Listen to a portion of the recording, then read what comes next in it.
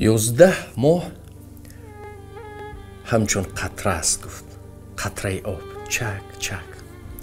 11 ماهی که هست، اما گفت ماه رمضان این دریاست. این شاید در نظر بعداً مردم عادی تاود. استاد بسیار زیبا بیان کرد که اطراف این ساعت ها باید گپ زد. گفت که 11 ماهی که هست اینها چکره از آب است که شاید کاسه داشته نشینی صبر کنی، اما گفت ماه رمضان 12 ماه رمضان گفت دریاست. ای نام تو بهترین سرآغاز، به نام تو نامه کنم باز. سلام میگوییم چون سلام دعا است به همه تماشابینانی که این ما رو تماشا دارن، وقت جدا کردن، خدا نگاهشان دارد. درود میگیم بر آنها. جای شنیده بودم میگفتن نماز هر کس برای خودش میخواند، فلان کارا برای خودش میکنه، هر عبادت هایی که هست، اما یگانه چیزی که برای خدا میداریم گفتن این ماه شریف رمضان است.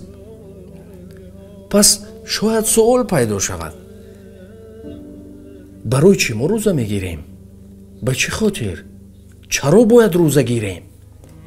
به نام الله نهایت بخشنده و مهربان، اولا تمام بینندگان عزیز و مناسبت آمدن رمضان تبریک و تهنیت میگویم و از پروردگار متعال التجا میکنم که همیشه دیارمو تنج، آباد، آرام باشد. در این هوای تنجی و آبادی و آرامی همیشه ما عبادتمون را گذراندن به خداوند توفیق دهد، چون که یکی از عامل‌های مکمل شدن عبادت این تنجی و آرامی و آسایشتگی دیار است. اکنون وقتی که به سوالی که مطرح کردید جواب میگوییم، پیش از همه هر یک سوال ما میخواهیم که آیات‌های قرآنی و از احادیث پیغمبر و تکرار هم شود از دیدگاه پیشوای مذهب امام ابو حنیفه جواب دهیم. الله سبحانه و تعالی در قرآن عظیم شان در سوره بقره ما و شما دستور میدهد، میگوید روزه را برای شما فرض گردانیدم، فرمان الهی است، ما روزه میگیریم. پروردگار چی میگوید؟ یا ایها الذین آمنوا کتب علیکم الصیام کما کتب علی الذین من قبلکم لعلکم تتقون. پروردگار در این آیه کریمه با یک ندای مهربانی، ای بندگانی که من شما را دوست می‌دارم، میگوید ای مؤمنان من شما را دوست می‌دارم، فرض گردانیدم برای شما روزه داشتن رو چطوری که برای پیشینگان فرض گردانیده بودم. یعنی کتیبه به معنی فریضه، از بس که فرمان الهی است، دستور الهی است، ما روزه میگیریم. دوم ما به احادیث پیغمبر نگاه کنیم. پیغمبر خدا علیه السلام در یک حدیث مشهور که در جمیع کتاب‌های حدیث نوشته شده است میگویند که بنی الاسلام علی خمس، اسلام به 5 چیز بنا می شود. اگر همون 5 چیز مکمل نباشند اسلام انسان مکمل نیست، مسلمانی کامل نمیشه. از جمله هوایها یعنی بنی الاسلام علی خمس، اسلام به 5 چیز بنا می شود. یکمش گفتن کلمه شهادت، دومش خواندن نماز، سومش دادن زکات، چهارمش روزه ماه شریف رمضان، پنجمش حج کردن. از همین لحاظ ما روزه میگیریم. یکمش فرمان الهی است، دومش بنای مسلمانی است، سومش خداوند در قرآن آدمان روزه‌دار را توصیف میکند، منفعت روزه داشتن بیان میکند. برای خاطر همین که ما الله فرمان ما داده است، هم بنای مسلمانی است، هم برای خود اصلاح کردن ما روزه میگیریم. پروردگار در همه آیاتی که روزه را فرض کرده است فایده روزه داشتن، حکمت روزه داشتن بیان کرده میگوید که لعلکم تتقون. این روزه را من برای شما فرض گرداندم، حکمتش همین که تا که شما خدا ترس شوید، پرهیزگار شوید، خودتون اصلاح کنید. 11 ماهی که در گناه غوطیده بدید از همون گناه خودتون پاکیزه کنید. از برای همین ما البته روزه میگیریم. روزه داشتن از دیگر عبادت ها چه فرق دارد؟ بسیار سوال به مورد است. وقتی که انسان همین چیزی که درک کرد، البته هر یک عبادت اهمیت بسیاری میدهد. اولا فرق ماه شریف رمضان یا که فرق روزه داشتن از دیگر ماه همین که ان الصوم یتمیز سایر العبادات. امام ابو حنیفه میگویند که روزه داشتن از دیگر عبادت ها و یک چند چیز فرق میکنند. فرق اولش انه عمل باطنی و نیت خفی. اولا چیزی که روزه از دیگر عبادات ها فرق میکنند این عبادتی هست که پنهانه نیت میکنند. عبادت پنهانی است. وقتی که عبادت که پنهانی شد این بجز الله میداند، دیگر یگان بنده نمیداند. در بهترین فرقیت روزه از دیگر عبادت ها در این ریان نیست، خود نمایشی نیست. یکمش همین. دویمش چی؟ دویمش همین که پاداش و اجر روزه نسبت دیگر عبادت ها دیده بسیار هم زیاد است. دویم فرق از همه عبادت ها دیده پاداش روزه داشتن زیاد است. ببینید که آن پاداش ها کدام ها هستند. در حدیث امام بخاری و مسلم آمده است که یکم پاداش همین که روزه این ماه شریف رمضان جمیع گناه های گذشته را میبخشد، جمیعش. و شب زنده‌داری این شب ها جمیع گناه های گذشته را میبخشد. این دویمین فرقیت روزه از دیگر عبادت ها. و این چنین در این ماه شریف رمضان یک شب هست که عبادتش برابر 1000 ماه است. از همین لحاظ هم روزه ماه شریف رمضان از دیگر عبادت ها فرق می‌کند. این شب در دیگر ماه ها نیست، تنها در ماه شریف رمضان تنها برای روزه‌دار است. و چهارمش این که این ماه سبب از آتش دوزخ نجات یافتن است. در دیگر عبادت ها نگفتند که سبب این عبادت تو از آتش دوزخ نجات می‌یابی، لیکن پیغمبر خدا علیه السلام میگن که ماهی هست که گناهگاران به سبب بعضی گناه اگر داخل دوزخ شدگی باشند از شرافت این ماه خداوند آنها را از دوزخ آزاد میکنند. از شب اول سر کرده حتی دهه آخر ماه شریف رمضان در آمد، هر یک شب از اول ماه شریف رمضان تا 20 ماه شریف رمضان چقدر که آزاد کردگی باشد و دهه آخران هر شب همین قدر آزاد میکنند. از برای همین خصلت هاش این ماه مبارک رمضان از دیگر عبادت ها و این چنین در ماه شریف رمضان تمام درهای جنت گشوده میشن. این تنها برای روزه‌داران است. و این چنین برای شخصیت های روزه‌دار الله سبحانه و تعالی در جنت یک در مخصوص، در نماز نیست، در حج نیست، در زکات نیست، اما یک در هست که مخصوص برای روزه‌دار. پیغمبر خدا چی میگن؟ ان فی الجنه بابا یقال له ریان. در جنت میگن یک دری هست که نامش ریان است. لا یدخله الا الصائمون فی شهر رمضان. و این در تنها روزه‌داران ماه شریف رمضان داخل میشن. این هم فرقیت ماه مبارک رمضان از دیگر ماه ها که فرقیت روزه از دیگر عبادت ها هست. چرا بدن نفران رمضان رو با محبت انتظارن، گویا که یک از خرسندی و یا انتظاریشان رو میبینیم.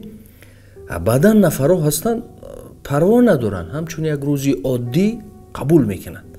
ما که مشاهده میکنیم هر دو رو.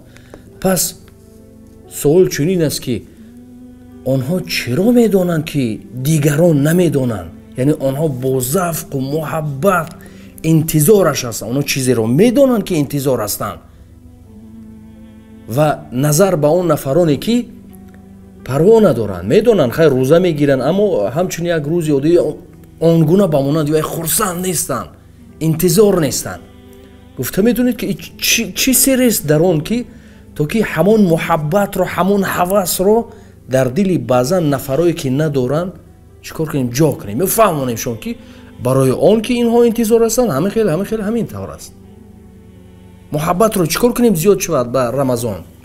زیاد شدن محبت برای چنین شخص ها وصیت امام ابو حنیفه را گفته میگذاریم. لیکن پیش از این یک چیز من گفتنی هستم که ما البته در صحبت های گذشته فهمیدیم که یعنی داناترین فرزند بنی آدم حضرت پیغمبر صلی الله علیه و سلم این در کتاب‌های گذشته ذکر می‌کند.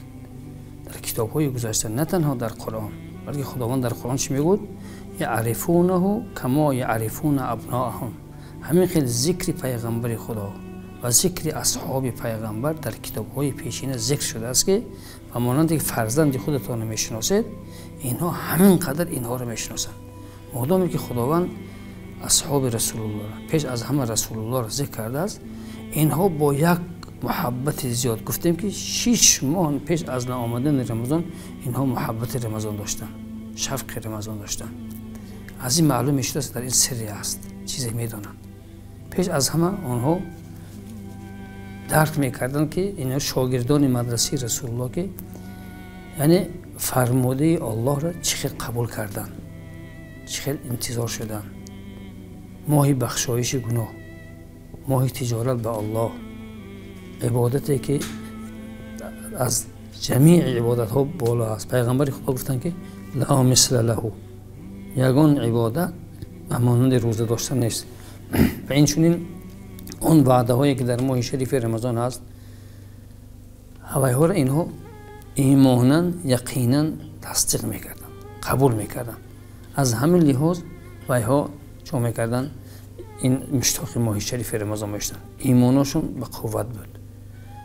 اکنون کسانی که البته چطوری گفته نه تنها مشتاق نمیشوند بلکه آمدن رمضان برای وها یک خفگی، یک بیم، یک وزمی نمیبیارد. وای ها آقا چرا این طور و علاجش چی است؟ یکمش همین که وای ها پیش از همه خود شاید که تنها زندگی میکنن، در مابین جمعیت زندگی نمیکنن. چون که وقتی در مابین جمعیت زندگی کرده همه اشتیاق رمضان، مشتاق رمضان شد، حتما تاثیرش شما میگذاره. یکمش همین. دومش همین که ها پیش از آمدن ماه شریف رمضان روزه نفل نمیگیرن. یکی از وسیله هایی که انسان تشویق میکند برای قبول رمضان این داشتن روزه نفل است. وقتی که روزه غیر رمضان، پیغمبر خدا معلم بشریت چرا روزهای دوشنبه پنجشنبه روزه میگرفتن؟ یا که چرا هر یک ماه 13 14 15 هجری روزه میگرفتن؟ چون که تا که انسان ها فایده روزه داشتن فهمند، تا که شوق، ذوق، اشتیاقشون برای رمضان زیاد شود. دیگر وسیله‌ای که اینها البته مشتاق رمضان نمیشوند از احکام و فضیلت و ارکان‌های بیخبر هستند. معلومات کافی ندارند که این چه فضیلت دارند. از همین لحاظ اینها بخشش از به همه نور جلو، به همه دست سخا، به درود و به دعا رمضان آمده است، رمضان آمده است. همه یک جا گویم اهل امت صلوات بر محمد، صلوات بر محمد، صلوات بر محمد، صلوات.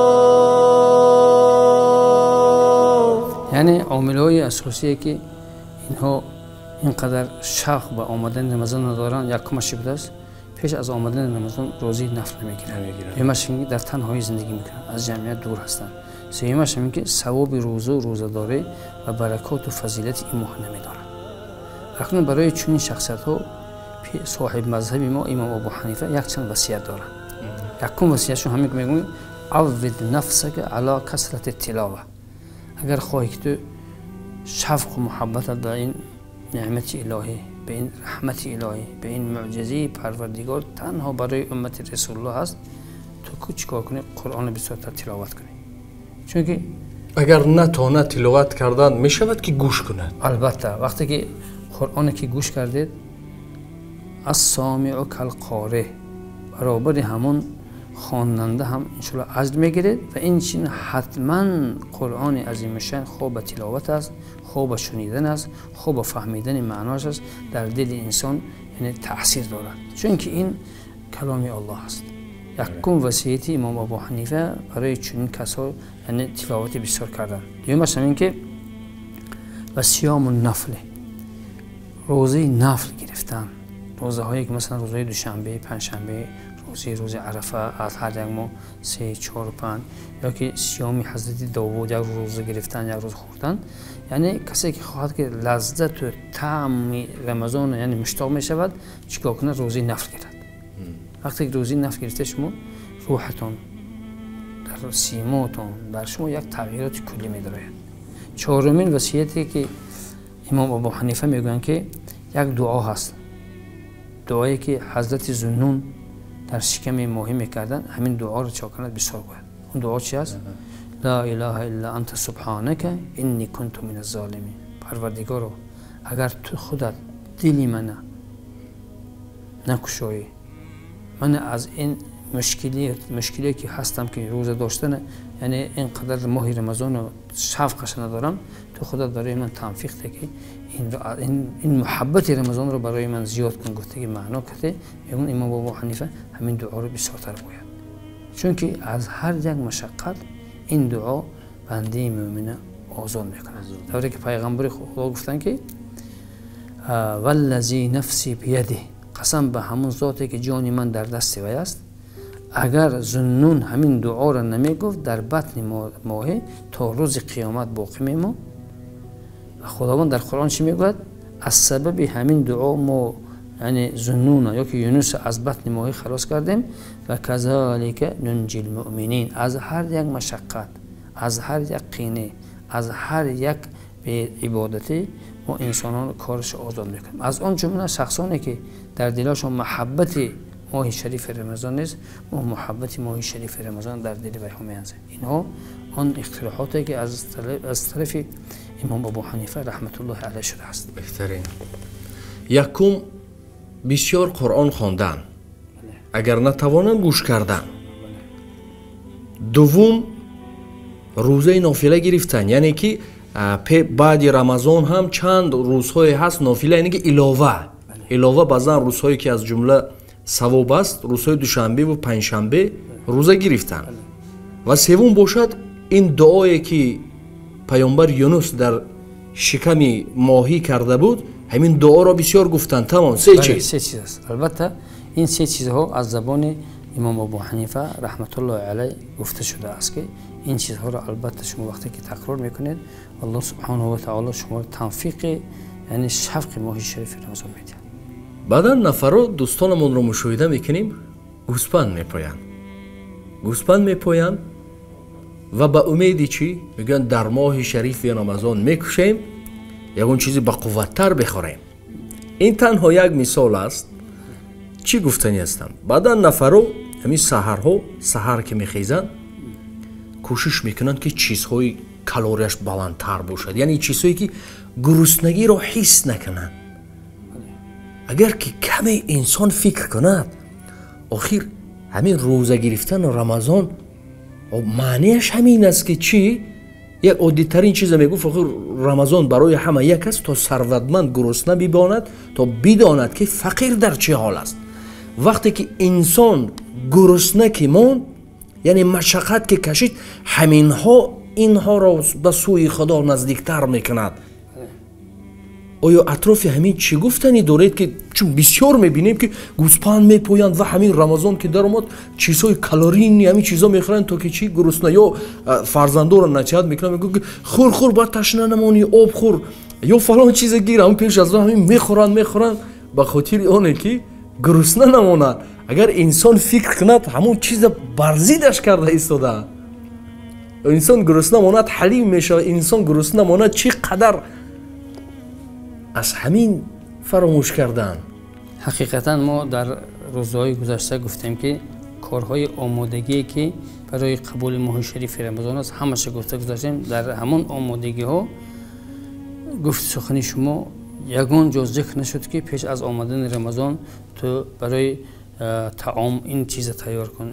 ҳақиқатан сухантун сухани хеле ба маврид аст. гоҳо баъд аз намози таробеҳ ёки вақтҳои саҳар агар ба баъзе мағозаҳои калон гузар кунед, бибинед дар дастшон одамҳо борхалтҳои зиёде ҳама намуди хариди содианд.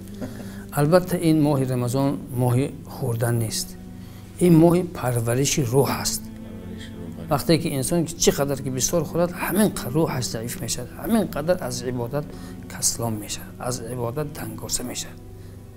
акнун барои моҳи шарифи рамазон таом хӯрдан мо ба муаллими башарият нигоҳ мекунем. пайғамбари худо чӣ мегӯяд? мегӯяд ки тасаҳҳиру фа инна фи ссуҳури барака. албатта мегӯяд саҳарӣ хӯред, дар саҳрӣ кардан баракат аст. ҳатто мегӯяд дар саҳарӣ як агар пиёла чой нӯшед, қуввати якрӯзина ташнагитонро мешикастӣ ки чое дорад. ёки пайғамбари худо мегӯяд ки агар хурмо хӯред, 3 та хурмо хӯред, якрӯзина шуморо ҳамон қуввати якрӯзина метиҳад. ёки дар ба ифтори пайғамбар саллаллоҳу алайҳи васаллам нигоҳ кунем. пайғамбари худо аз чӣ ифтор мекарданд ё асҳобашон аз чӣ ифтор мекарданд? аввал рутаб, хурмои тар, намебошад аз хурмо, набошад аз об. дар ягон ҳадисҳо, дар ягон ривоятҳо наомадааст ки асҳоби расулуллоҳ ягон мол куштанд, ягон гӯсфанд карданд. ин моҳи 11 моҳи дигар ин моҳи хӯрдан аст. аммо моҳи шарифи рамазон ин моҳи тарбияи рӯҳ, тақвияти рӯҳ. тарбияю тақвияти рӯҳ ба чӣ мешавад? ба ибодат мешавад. инсон ибодаташа кадом вақт мукаммал мекунад? ҳамон вақте ки вай ҷасадаш омода бошад барои ибодат кардан. як мисоли оддӣ, шумо ифтор мебинед ёки саҳарӣ мехезед. дар саҳарӣ гуфти шумо агар ҳамон тамоми намуди таом вай кунед хӯред, агар шумо мебинед ҳамон рӯз ҷасадтон хира ҳаст. шумо на тоқати тавонаи масҷид рафтан доред, на тавонаи қуръонхонӣ доред, на тавонаи дигар коред. аз барои хотир ҳамин ҳам асҳоби расулуллоҳ ёки соҳиб мазҳаб, пешвои мазҳаби мо имом абу ҳанифа вақте ки моҳи рамазон медаромад, тамоми масъалаҳои тиҷорату дигар корҳоро як мафқӯ ба як соати муайян танҳо ба ғизои рӯҳӣ муҳтоҷ, яъне рӯҳияташон ғизо медоданд бо зикру тасбиҳу қуръону дигар корҳо. акнун агар хоҳад ки як бисёр мисоли аҷоиб оварде, ин як ҳикмати рамазон ҳамин ки то аз ҳоли он касоне ки доим ба монанди мо дар моҳи шарифи рамазон гурсна мегардем, аз ҳоли вайҳо ҳушёр шуданд.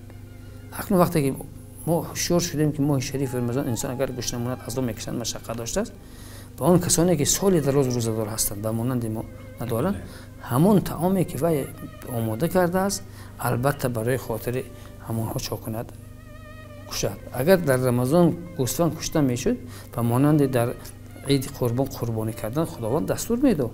пайғамбар мегуфтанд ки дар аввали рамазон як гӯсфанд кушед, дар мубайнаш 2 та кушед, дар рӯзи идаш бинед ки дар рамазон ягон дастури илоҳӣ нест. ёки барои тифлҳое ки нав таваллуд мекунанд, яъне чи ақиқа ҳаст, гӯсфанд куштан аст, ёки як чизи дигар назм кардан. аммо дар моҳи шарифи рамазон дар ягон шабаш, дар ягон ривояташ яъне тарғиб ба хӯрдани таом, ба куштани мол нест, чунки ин моҳи парвариши, яъне ғизо додани рӯҳ аст.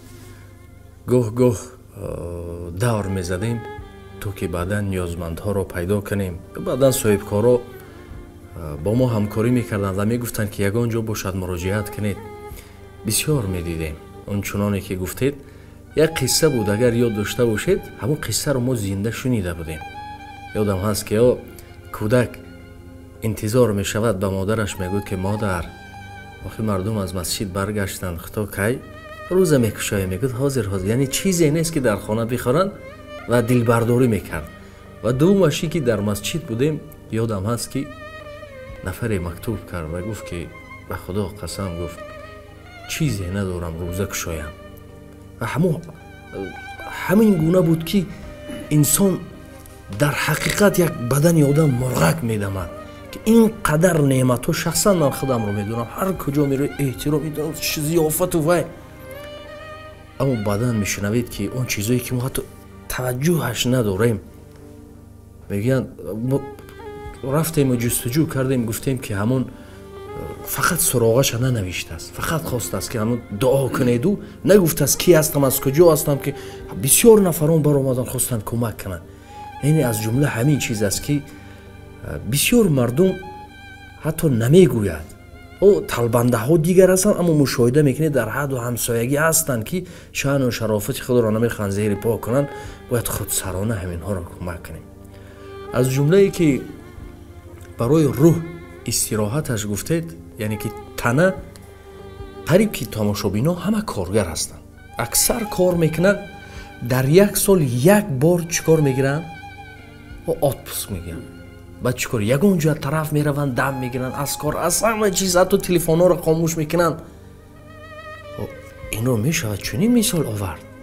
تنه هم چنین است که 11 ماه کار میکنه و یک سال استراحت میکنم. سوال نوبتی بسیار عجیب است. همین کیها میتوانند که روزه نگیرند و کیها نه؟ چون هست یک مقدار نفرانی هستند که با آنها خدا چی؟ سبکی داده است. و چرا؟ چی عجیب است که اینقدر ثواب و وای است اما خدا سبکیشون داده. چرا؟ در اون چی حکمتی است؟ اولین حکمتش همین که خداوند در قرآن عظیمشان میگوید که لا یکلف الله نفسا الا وسعها. ما هر یک انسان از برداشتش زیادت برای وی عبادت فرض نفرموده ایم. اکنون چطوری که گفتید بهترین عبادت ماه شریف رمضان که باشد، بهترین عبادت که روزه باشد. چرا؟ برای بعض شخصیت ها این روزه داشتن خداوند اجازه داده است. این طبق همون آیت کریمه. اکنون ما با همون آیت فرضیت روزه میگذاریم که خداوند این مسئله خیلی مهم هست که در همون اولین آیت فرض بودن سن رمضان این چیز بیان میکنه. پروردگار در قرآن عظیمشان چی میگه؟ در آیت 184 سوره یعنی بقره پروردگار چی میگه؟ شهر رمضان الذی انزل فیه القرآن. ماه شریف رمضان چون تفسیر میکنه. این ماهی هست که در آن ماه قرآن نازل شده است. قرآن حکمت نازل شدنش بیان کردیم هدن للناس. این قرآن برای انسان ها را برای راست هدایت کردن و انسان ها به واسطه قرآن حق از ناحق فرق کننده، حق و ناحق فرق کننده، جدا کننده گناه و ثواب، جدا کننده حلال و حرام. و البته قرآن همش به منفعت انسان است. پروردگار در دوام همین چی میگه؟ قرآن صفت کرده فمن شهید منکم الشهر فلیصم. من پروردگار چی میگه؟ کسی که در ماه شریف رمضان شاهد هست، نه زنده هست، پس چیکار کنه؟ روزه گیرد. اکنون پروردگار از جمله اول فمن گفته همه را امر میکنه، لیکن از مابین همه با بعض شخصیت ها رو خداوند استثناء میکنه، میبرد. میگوید که و من کان مریضا، کسی که بیمار است، او علی سفر فعدت من ایام آخر، در سفر هست، در بیمار ما میگوییم که کدام بیماری ها، کدام کسل ها و کدام نمود سفر انشاءالله بعد این آیت تمام کردن از نگاه مذهبی امام ابو حنیفه این چیزها رو گفته میگذاریم. پروردگار چی میگه؟ کسانی که بیمار هستند یا که در سفر هستند، یعنی برای ویها اجازت هست که در این روزها روزه نگیرند و همین روزه خوردگی هاشون در دیگر روزها مکمل کنند. اکنون در همین آیت کریمه خداوند حکمت به اینها اجازت دادن گفته است. چی میگوید؟ یرید الله بکم اليسر ولا یرید بکم العسر. حکمت اجازت دادن ما میگوید برای شخصیت های بیمار و شخصیت هایی که در سفر هستند تا که ویها مشقت نکشند، برای آسانی ویها، تا که ویها عذاب نکشند. حقیقتا ما اگر نگاه کنیم بعضی سفرهایی هستند که سفرهای خیلی مشقت هستند، راهی دور هستند. اما از نگاه امام ابو حنیفه ما نگاه میکنیم که کدام بیمارها حق یا که رخصت روزه نداشتن دارند. یکمش همین که اون بیمارانی که از سبب روزه داشتن طاقت نمیکنند، بیهوش میافتند. دومیش همین که کسلی مزمن دارند و مانند کسلی قند، دویم که چی؟ دارو تناول کرده میگیرن، گوش نمیگردن برای ویها. سوم اون بیمارانی که زنها ایام حیض و نفاس ماهانی ضعیف هست یا که بعد از فرزند تولد کردن مدت نفاس نزد امام ابو حنیفه 40 روز هست. همون 40 روز اگر وایها روزه هم که نگیرن برای وایها عمدن قصدن روزه رو ترک کردن حساب کردن میشه. روزه رو بی عذر ترک کردن عقوباتش دیگر است. روزه رو رخصت خداوند به بناهن اگر ترک کنید اینا پاداش است دیگر است یا که حکمش دیگر است. اینها رو ما ان شاء الله گفته میگذاریم. حکمش یعنی برای اون شخصانی که بیماری که بیمار هستند، بیماری مزمن هستند یا که از سبب اگر رمضان روزه گیرن بیماریشون زیاد میشه یا که در روزه در علاج گرفتنشون تأخیر میشه، علاج میگیرن تأخیر میشه، همون کسلی میافزاید. در همین خیلی حالت ها و ها چیکار میکنن؟ روزه رو خداوند برای همین رو، نه برای همین بیمارا، نه برای همین بیمارا. اکنون برای مدت سفر کیو؟ همون سفری که اگر سفر مسافر حساب شود.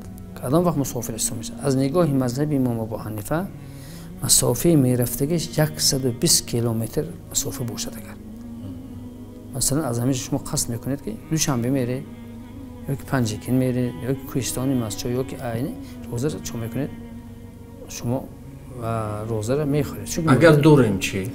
اگر عذاب چون خداوند در این حکمتش گفت یرید الله بکم الیسر. حتی شما اگر دوشنبه میروید امروز اگر به هواپیما روید یا راه هوایی باشد روزه گرفتنتون افضل. خداوند گفت اگر شما در همین بیماریتون و در همین سفرتون برای شما مشقت باشد یرید الله بکم الیسر، پروردگار میگه ما برای شما مهربان هستیم، ما همین چه حالت قینی سفر بیماری باشه روزه دار گفته فرمان نمیدیم. یرید الله بکم الیسر ولا یرید بکم العسر ولتکملوا العدة ولتکبروا الله علی ما هداکم ولعلکم تشکرون. پروردگار در این آیه کریمه از برای مشقت باشه دیگه. یا که در حدیث پیغمبر هست که الصیام فی السفر لیس من البر. کدام کسانی که سفر میکنن در سفرشون مشقت است، عذاب هست، روزه نگرفتنشون افضل. اما شخصانی که سفر میکنن یا که بیمار هستند اما علاج همون دورور شب گرفتن یا که سحر گرفتن پیش از سحر هست برای وایخورم روزه گرفتنش افضل است. اکنون خداوند حکمتش چی گفت؟ از برای اگر برای وایها اگر مشقت باشد.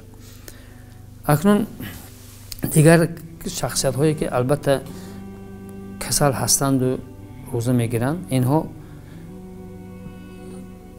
خداوند در همون آیت کریمه میگه و علی الذین یطیقونه فدیه الطعام مسکین. یک گروه انسان ها و کسل نیستند لیکن خداوند و را در داخل همون کسل ها حکم کسل جاری میکنه.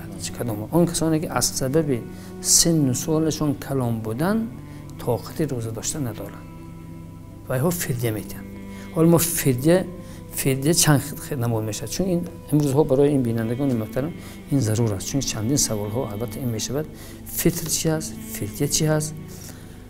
یا که در اینجا یک بوم بسیار هم مسئله نازک هست که زنهای شیرده و زنهای حامله و اینها هم خداوند در قرآن حامل و مرضع گفته روزه نگیرن گفته ذکر کردگی نیست، لیکن بعضی علماها اینها را و علی الذین یطیقونه کسانی که روزه گرفتن طاقت ندارن گفته به هوایها در نگاه مذهبی ابو حنیفه قیاس میکنن. میگویند که اگر شخصی که از سبب بیماری، از سبب مسافرت، از سفر مثلا در هر یک روز روزی گرفتگیش میگن یک روز قرض میگیرد، یک روز روزه میگیرد تمام. لیکن اگر همون روزی فرضی در گردنش باشد این رمضان گرفتن تو یک رمضان گذراند یک روزش به یک روز میدارد، یک روزش به غیر از این یک مسکین تمامش میده. اکنون برای آدمانی که عموما مصیبت‌هایی هستن که به ها اگر دیگر درست نمیشن یا که کسلی‌های مزمن هستن و اینها را فدیه میدن. فدیه فطر دیگر چیز است، فدیه دیگر چیز است. فطر همین که هر یک شخص مسلمان باید وای از یاش سر کرده تا وای باید که فطر روزه رو تیاد. فطر روزه امسال طبق قرار شورای علمای دین جمهوری از 8 سال سر کرده برای آدمای کمبغل، آدمایی که مثلا به حساب این گندم آدمایی که بوی هستن به حساب اگر مویز حساب کنیم 66 سومون، کمش 8 سومون، زیاده 6.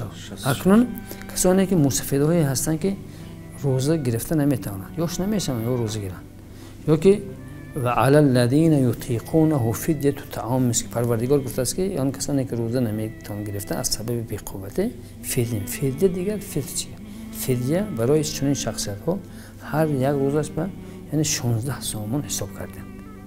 هر یک روز رمضان کسانی که از سبب بیماری مزمنی که خوب نمیشن و اگر بیماری صحت میشدگی باشه صحت شود یک روزش یک روز میدارد، اما از سبب صحت نمیشدگی دائمی هست و هم به مانند هم مسافرها هر یک روزی و خوردگیش به هر یک روز رمضان 16 سوم فدیه میده.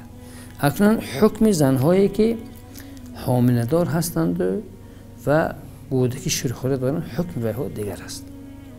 میگویند اگر ضعیفی که حامله‌دار است در بطنش فرزنده اگر از برای سلامتی خودش شده که روزه گیرد نمیتواند برداشتن یک روز قضاگی میدارد خلاص. اما سبب اگر طبیب ها گویند که تو روزه گیری در کودک در بطن زیان میشد این آدم چیکار این حکمش دیگه خیلی این هم یک روز روزه میگیرد و هر یک روز خوردگیش به چیکار میکند هر یک روز خوردگیش یک مسکین طعامش میتید. زنی شیرده چی؟ زنی شیرده هم اگر از سبب سلامتی خودش کودک شیر میتید روزه گیرد سلامتش شیرش نمیبیاد سلامتش وای میشه یک روزش به یک روز روزه میگیرد. اما از سبب طفلش اگر سلامتی خودش خوب است لیکن اگر طفل شیر نتید طفل چون میشه خراب بیمه این وقت این حکم همون ضعیفه که از سبب فرزندش در بطنش نابود نشدن که هم یک روز روزه قرض میگیرد هم فدیه میده این هم خیلی از سبب اگر خودش خورد یک روزش به یک روز قرض میگیرد اگر از سبب طفلی که در دستش هست و شیرخوره هست این اگر روزه گیرد در پستان شیر نمیبیاد و کودک وای میشد این هم یک روزش به روزه میگیرد و این چون یک روزش به چیکار میکنه یک فدیه میده یک مسکین طعامش. اکنون کسانی که عمدن قصدن بی عذر روزه میگیرن هر یک روزش بلکه 2 ماه پای در پای چوکنن روزه دارن. هر یک روزش با 2 ماه پای در پای یک روز بی تنفس شود. از نگاه مذهب امام ابو حنیفه که ما البته الحمدلله بعض همین مسائل شرعی که ما از نگاه مذهب امام ابو حنیفه میگیریم بینندگان عزیز تمام کتاب‌های فقه نگاه کنن فقه امام ابو حنیفه کسی که قصدن به یگان عضو شرط نافهمیده خورد هیچ گم نیست ندونه رمضان هیچ گم نیست بیمار باشد هیچ گم نیست رخصت است در سفر باشد رخصت است یا که کم قوه اما قصدن میداند ماه رمضان است میداند که فرض است به یگان عضو شرط اگر وای چون میکند وای 2 ماه و این چون اگر روزه نگیرد چی هر یک روزش به 60 مسکین طعام میده 60 مسکین هر یک روزش به یا 2 ماه روزه پای در پای یا که 60 مسکین شکران طعام. بیشتری مردم انتظار میشود رمضان که آمد بعد کارهای خیر پیش میگیره از جمله زکات میدین و دیگر چون گفتیم وقتی درویدن از وقتی دادن و گرفتن از وقتی تجارت است و دیگر یعنی در رمضان کارهای خیر خیلی زیاد است مردم همه کوشش میکنن کار خیر. آیا یگان توصیه هست که دست به کدام کارها زنیم تا که ثواب بیشتر بگیریم چون ثواب ها کار خیر زیاد است حتی یک سنگ گرفته امین یک تبس همه بسیار چیزا است که خیر داخل می شود اما به کدام کار بیشتر چنگ زنیم به کدام کار یا کدام کارها رو بسیارتر کنیم تا که ثواب بسیارتر بگیریم. بسیار درست بیان کرد. حقیقتا ماه مبارک رمضان ماه یعنی برای کار خیر کردن این ماه سبقت است ماه مسابقه است چون که وقتی که انسان میداند که در این ماه در عوض هر یک عبادتی کردگیش از 10 تا 700 مرتبه ثواب کتابت میکند حرکت میکند که کار خیر چا کند بسیار کند. اکنون از جمله همان کارهای خیری که در ماه شریف رمضان طبق سنت پیغمبر صلی الله علیه و سلم برده است کدام ها هستند؟ جمیع کار خیر ثوابش 10 تا 700. اگر افضل ترین کار در این ما میگن افطار صائم، آدم روزدار چا کردن؟ افطار دادن. در همین باره پیغمبر خدا صلی الله علیه و سلم گفتن که من افطار صائما، کسی که یک آدم روزدار است وای کند افطار دید، اجره که اجر الصائم لا ینقص من امر الصائم شیئا، ثوابش برابر هم آدم روزدار. از ثواب آدم روزداری که وی دعوتش کرده است یکون چیز کم نمی شود، اما افطار دهنده برابر خاطر وی چه میکند؟ ثواب میگیرد. وقتی که همین حدیث گفتن اصحاب رسول الله گفتن که یا رسول الله ما یکون چیز نداریم که دعوت کرده افطار دیم. پیغمبر خدا گفتن اگر یک پیاله آبم که باشد همین ثواب میگیرید. دیدید در حدیث نگفتن که کشتر کشید. هم بیرونهای مسجد می ایستند در دست و آب خرماها میدین، پس این کوشش ها بیهوده نبوده است. وقتی که از اون که میگویند ببینید که بیرونهای مسجد چقدر تلاش ها است. خوش به حالشان که داخل مردم دور میزنند تا که بیشتر بدین. اجرش هم بینید که برابر هم آدم روزدار. برابر همون روزا. پس بدانید تماشابینان عزیز، ببینید که هر یک دانه خرمایی که میدید، هر چیزی که بیشتر همون سمبوسه هم میبرن، هر چیزی که هست با مردم پسند است و است برابر او عجیب. آیا میشود که یارو دوستا هم دیگه مثلا میشود که افطارها میدیم یارو دوستا را دعوت میکنیم خیش و تبار این هم داخل میشه یا فقط با کمبیزات ها باید میشه؟ البته این افطار صائم برای همه حکمش یک. همش یک. اکنون بعضی شما سوال جدا به مورد است. بعضی صدقات، بعضی کارهای ثواب هست که وی تنها به فقیر رو میتید. از آن جمله که وقتی کسی که نذر کرد و تنها حتی خودش هم استفاده نمیبرد و تنها خداوند در قرآن و ها رو بیان کرده. طوری که زکات گیرندگان 8 گروه خداوند در قرآن بیان کرده است که آنها همه آدمانی که احتیاج دارن از فقیر مسکین، ان شاء الله با در یک صحبت اینها رو بیان میکنیم. اکنون دومین کاری که انسان در ماه شریف رمضان باید کند این صدقه کند. غیر از ماه شریف رمضان با صدقه است. غیر از افطار با صدقه است. صدقه مثلا صدقه نافله است.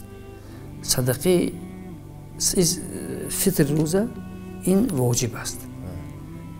زکات دادن اینم فرض است. اما غیر از اینها با صدقه نافله میبیند که همسایش امکانیت روزه گرفتن ندارد، شرایطش نیست. حتما در ماه شریف رمضان همین خیلی آدم هایی که یعنی امکانیت روزه داشتن ندارند یا که امکانیت یک کار خوشی کردن ندارن به همون است. چون که در ماه شریف رمضان چطوری گفتیم یک صدقه از 10 تا 4 تا 700. سوم اگر انسانی که امکانیت دارد باید عمره کند در ماه شریف رمضان، چون پیغمبر خدا میگه که عمره فی رمضان تعدل الحج، عمره ماه رمضان ثوابش برابر چیزای حج. پنجمین کار یا چهارمین کاری که البته بنده مومن در این ماه کند شب‌های ماه شریف رمضان به قدر توانایی به بیدارخوابی به ذکر و به دعا گذراند.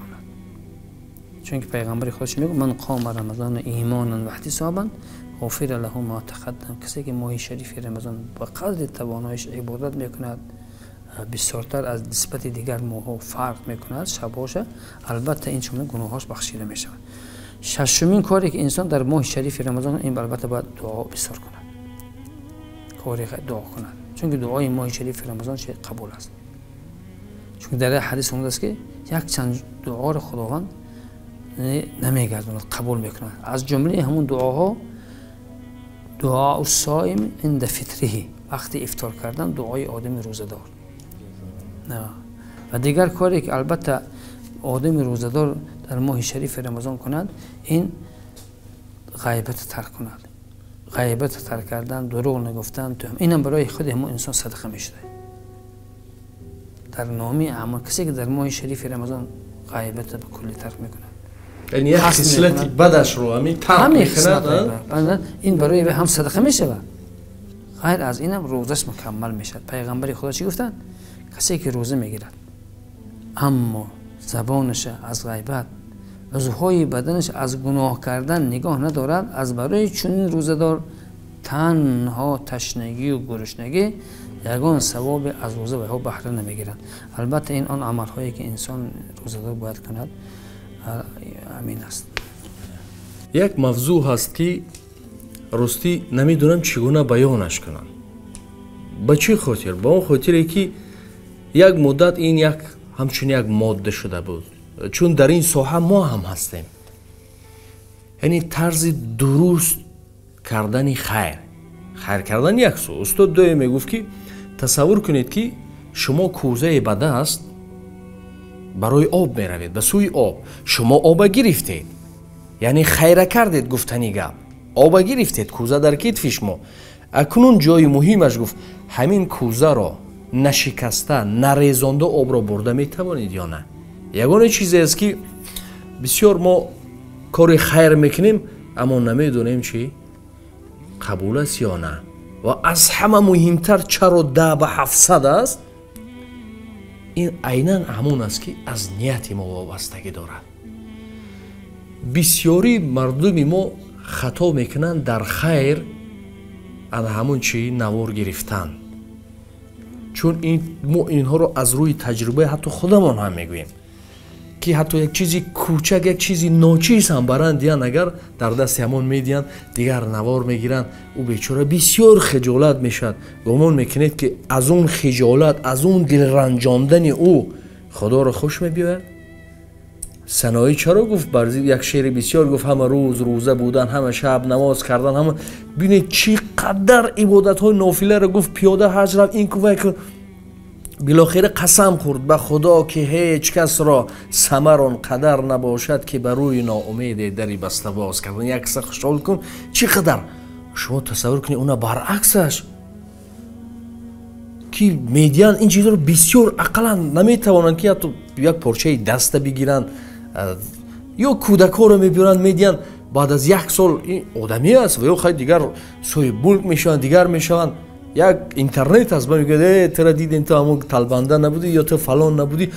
من میخوام که دینی ما چی میگه در این بابت. بعضا نفرا میگوین، حتی آیت هم میورن، حدیث هم میورن، میگن که جایی که خیر کم شد باید آشکار کرد چی تا چشم دیگران را باز کنند. ما گفتارها گوناگون هستند اما خیر بسیار حالا مسئله نازک است. نه هر کس میتواند همون چیز را به جاش رساند. حقیقتا شرط اولین قبول خیر خود تو گفتید نیتش خالص باشه. انما الاعمال بالنیات. در نیتش خالص تنها برای الله رضایگی الله باشد، چون این کارها رو وی نمیکند. دویمش همین که پیغمبر خدا میگن که الصدقه تطفئ غضب الرب. صدقه کردن این غضب پروردگار رو میگرداند. لیکن کدام صدقه چطور کنید ان شاء الله در شرح همین حدیث محدثا بیان. یکمش همین که انسان نیتش برای الله باشد. وقتی که نیتش برای الله شد وی از خودنمایی، از ریاکاری چه میکند؟ خودداری میکند. پیغمبر خدا صلی الله علیه و سلم یک روز افسوس خوردن بین امتاشون حیران شدن که پیغمبر خدا چرا افسوس خوردن. صحابه ها در حیرت ماندن. پیغمبر خدا گفتند که انی اخوف ما اخاف علیکم الشرک الاصغر. ای امتانم در مابین شما از یک چیز من بسیار میترسم که شرک خود بسیار هم پهن میشود. اصحابشون پرسیدن که همون شرک خود شما گفته که کدام است که ما خودداری کنیم؟ پیغمبر گفتن که الریا، خود نمایشی. کدام عملی حتی میگن روز قیامت در این دنیا انسان از همون عبادتی کردگیش خود نمایی کند. خداوند میگفت است که در دنیا تو برای آدم ها من تعریف کنن، گفته خیر و صدق خود میکردی، نشان میدادی، نزد همون ها رفت چی چیزی که میتن برای تو، در نزد من برای تو چیزی نیست. در نزد من اذهبوا الیهم هل تجدون عندهم شیئا. در حدیثی که پیغمبر میگن رو نزد همون آدم ها، از نزد هوای ها برای تو یگان چی میتین؟ گفته خدا دورشو میکرد. وقتی که انسان نیتش برای خالص، برای خود نمایشی باشه، اکنون دیگر چیز کاری شما گفته میکنن. الله سبحانه و تعالی در قرآن عظیم شان در احادیث پیغمبر میگه که ولا تبطلوا، این آیه قرآن، ولا تبطلوا صدقاتکم بالمن والاذی. آن کارهای خیر کردگیاتون به واسطه منت کردن و آزار دادن و ریا کردن از دست ندید. از این معلوم میشه است که یک کار نیک میکنن گفت شما در حالتی که یک دیهوه منت کنند دلش رنجونند، اگر به مانند کوه ها هم که خیرات کردگی باشد قبول نمیشد. اکنون ما همین چیز مشاهده میکنیم، شما را مشاهده کرده باشید. بعضی الحمدلله شخصیت هایی که خیر احسان میکنن هستن، لیکن بعضی جا میشینید اگر همین روز همین قدر اومدن، یک بار اومد، دو بار اومد، گردوندمش، اینش کردم، یک سخن های میگوین که خیال میکنید که وای به سبب دادگی همون چیزی ناچیزش در بالای و یک خوجین هست. و نه این طرز صدقه نیست. این طرز صدقه باید که یکمش همین گفته خود درست بیان کردید. صدقه پیغمبر خدا میگن که دست راست کتیدید دست چپ نبیند. 7 گروه انسان ها خداوند در روز قیامت سبعة یظلهم الله یوم القیامه در سایه عرش سایه از همون ها یک انسانی که باز دست راستش خیر میکنه صدقه میکنه دست چپش نمیبینه. در یگان جا نگفتن که خیر صدقه کنه دیگر ها رو تصفیه، فقط در یک محل امام ابو حنیفه رحمت الله علیه میگن که اگر میگن از خیال آدم ها زکات دادن فراموش شدگی باشد، بعضی که نمیدونن زکات دادن، همون زکات فلان چیز زکات داد گفته همین در مسجد در جاهای جمعیتی چیکار کنید اعلام کنید تا که دیگرها به خاطرشون بیاد یا که دیگرها از دادن زکات یعنی آگاه شوند که زکات چی است. در همین حالت اجازت است. از برای خاطر همینم یک گروه انسان ها را خداوند مدح میکند، صفت میکند. اون انسان هایی هستند که فقیر هستند، ناتوان هستند، محتاج هستند، لیکن محتاج بودن خداشون نشان نمیده. یا که محتاج باشند و نزد یک کس هم که روند یک بار میپرسند، تکرار به تکرار نمیپرسند. آدابی. از برای خاطر همینم شخصانی که البته خداوند به ویها نعمت داده است خیرات میکنند، اما شرط های قبولی باید خیرات به جا بیارند. یکمش نیت خالص برای خدا، دومش از ریا خودداری کنند، از خود نمایشی، سومش همین که همون صدقه دادگی هاشون به واسطه منت کردن و به واسطه تعریف. یا گفت شما از دستش میگیرن میروند یک برای شاید که همین سوردش میگیرن، شاید که من فلانده، حتی ما با گوش شما شنیدیم یک کس همین خیلی کردگی به دست امروز به امر تقدیر همون آدمی که وای وقتا خیرات و صدقه خود داد و ثواب گیرید، امروز وای به پول من همین خیلی شد گفته این منت میکنه. وقتی که همین منتی که کرد همین منت همین ولا تبطلوا صدقاتکم بالمن والعذا، منت همین منتش میکنن عذاب و واسه دستش. از برای خاطر همین پیغمبر خدا علیه السلام میگن که روز قیامت بعضی انسان ها وقتی که نامه اعمالشون نگاه میکنن در نامه اعمالشون کوه حسنات است، کوه ثواب است. ولی صاحب خیرات میگوید که مثلا در نامه اعمالش میبینه که 1 تانه خرما صدقه کرده و میگوید که اینجا خطا است. من آخر 1 تانه خرما صدقه کرده نبودم، من شاید 100 کیلو. جواب دادم که وقتی که تو صدقه کرده شرط های قبول صدقه رعایت کرده، یکمش نیتت برای الله بود، دومش از ریا کردن خودداری کرده، سومش در صدقه دادگی منت و آزار نداده. اکنون روز قیامت پیغمبر خدا میگن یؤتی برجال یوم القیامت اعمالهم، روز قیامت میگن یک گروه انسان ها رو میبرن اعمالهم که جبال التهامه به مانند یک کوه بوده است در مابین یمن و عربستان، کوه سفید به مانند هوای ها. فجعله الله هباء منثورا، خداوند در یک لحظه همون کوه ثواب نصف میکرده نمیبینم. وقتی که پیغمبر خدا همین حدیث گفتن اصحابشون گفتن که جلهم یا رسول الله، گوید و خود کیان که تو که ما از گروه همون ها نباشیم.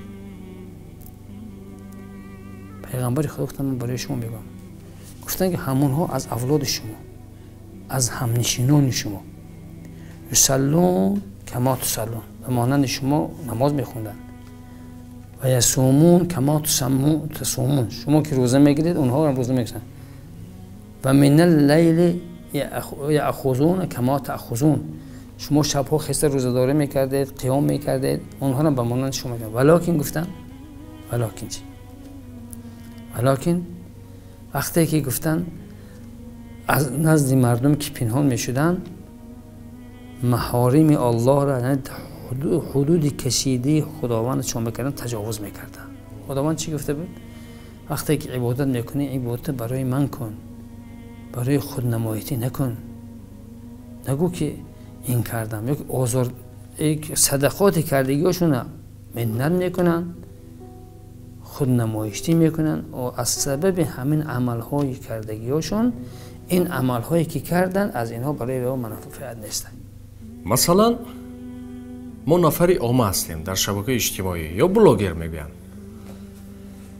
اگر شخصا ما خیر کنیم، مثلا خودم رو میدونم که نیتم خالص است، مثلا نیتم خالص است تنها برای خدا، من میروم مثلا یا یتیم خانه یا یگان جایها همون کار رو انجام میدیم، اما نوار میگیرم نشان میدیم.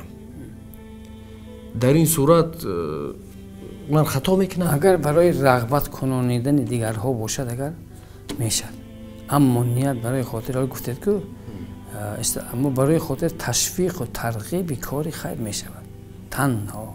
انما الاعمال بالنیات و انما برای ترغیب و تشویق، اما برای خاطر که آدما منو مدح کنن، ستایش کنن که این یتیم پرور بوده است، یتیم بام بوده است. آخر پیغمبر میگه وقتی که تو کردی نیت بده، خداوند کتابت کرد.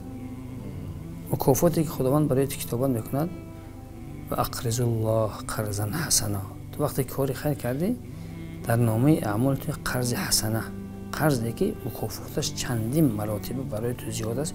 خداوند عهد کرد که من قرض تو رو برمیگردونم، یک به یک نه.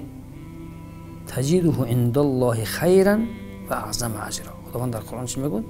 و ما تقدموا لانفسکم من خیر تجدوا عند الله هو خیرا و اعظم اجرا. هر یک کار خیری که میکنید و پیش میکنید در نزد الله برای شما باید چندین مراتب پرتر، زیادتر، مکملتر اجر پاداشش داده می شود. وقتی که به همین نیت کردید برای شما الان کتابت کرده شد. وقتی که گفتیم اگر این چیزی گرفته منت کنید یک کسی آزارش دید، به مانند آن حدیثی که پیغمبر صلی الله علیه و سلم گفتن که در نامه اعمالشون کردگی گفته کوه، به مانند کوه تهامه، یعنی عمل نوشته شده، لیکن در یک لحظه فجعله الله هباء منثورا. هباء منثور چی گفتن؟ که یک جوب کوه جمع کردگی هستید، لیکن یک بار شمال میبود همون کوه شما میکنه، دقیقه نیستش میکنه، یه فایده نکردید، محنت کردید، خوشو که در ویدید، بعد همش آمادش کردید، لیکن میخواستید که منفعت برید، لیکن منفعت نبرید. عمل هایی که در این دنیا برای ریا، برای اذیت، برای غیر الله اگر کرده شوند به مانند همون حدیث روز قیامت خداوند هباء منثورش میکنه. چون میگفتیم که خداوند بینا است، شنوا است، دانا است، مهم از قلب ما آگاه است.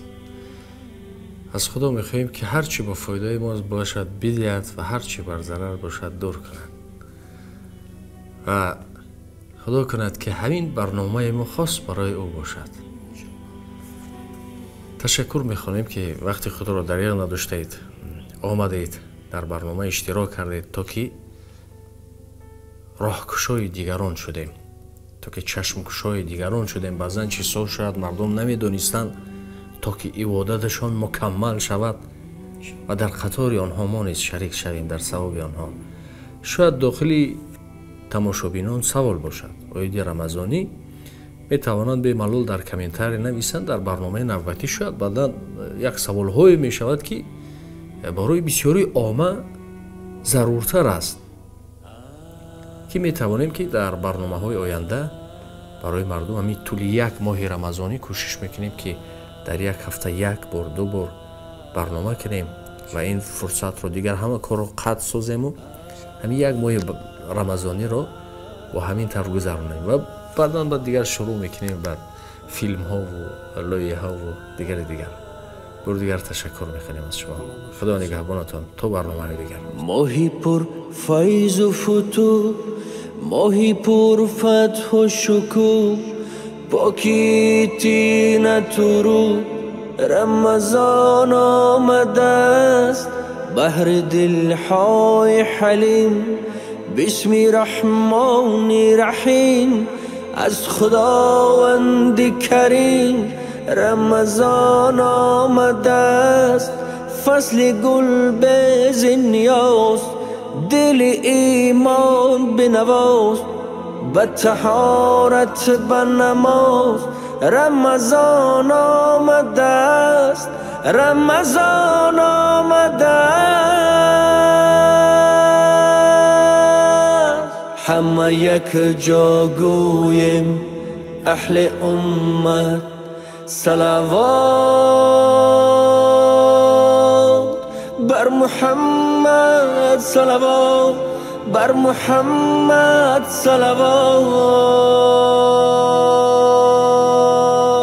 همه یک جا گویم اهل امت صلوات